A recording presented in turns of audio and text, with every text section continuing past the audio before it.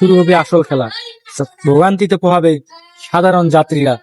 যে ভাড়া ১,০০০ সেটা হবে ২,০০০।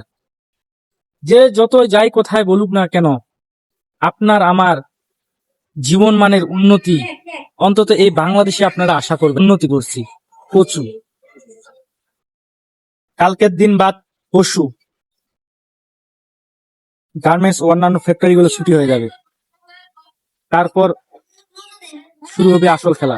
সিন্ডিকেট সিন্ডিকেট হবে, যানজট হবে রাস্তাঘাটে, আর ভোগান্তিতে পোহাবে সাধারণ যাত্রীরা, গার্মেন্টস শ্রমিকরা, কর্মচারীরা এবং অন্যান্য ইন্ডাস্ট্রিতে যারা চাকরি করে এই সব মানুষরা। আর মনে করেন যে ভাড়া ৫০০, সে ভাড়া হবে ১,০০০। যে ভাড়া ১,০০০ সেটা হবে ২,০০০। এইভাবে চলতে থাকবে। ভোগান্তি হবে আপনার আমার, আর আমাদের টাকা ভাড়া কেউ একজন লুটপাট করে খাবে। দেখবেন নতুন সরকার আসছে, তাও এই বিষয়গুলো দেখার কেউ থাকবে না। দু একজন পুলিশ আসবে, এসে একবার টহল দিবে বাস কাউন্টার গুলাতে, তারপর আবার নাই। যেই লাউ হেই কদু, এমন একটা পরিস্থিতি তৈরি হবে।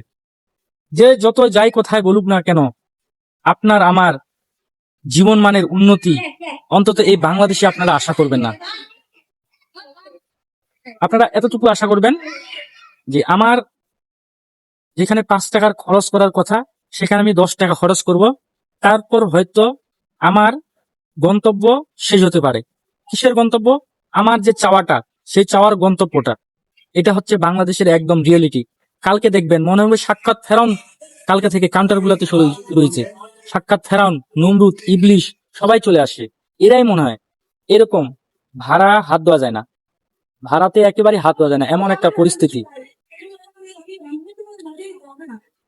আমরা সাধারণ মানুষ সবসময় কেন তো ভোগান্তি? আমাদের জীবন মান উন্নয়নে সরকারকে আসলেই গুরুত্ব দেওয়া উচিত। কালকে দেখবেন সিন্ডিকেট কি হারে হয়। সিন্ডিকেট তো অলরেডি শুরু হয়ে গেছে, কিন্তু এই যে যাত্রীগুলা যাবে, এরা আসলে স্বস্তিতেও যেতে পারবে না। কারণ এটা বাংলাদেশ। আমরা বলি আমরা সভ্য হয়েছি, আমরা শিক্ষিত হয়েছি, আমরা অর্থনৈতিক উন্নতি করছি প্রচুর,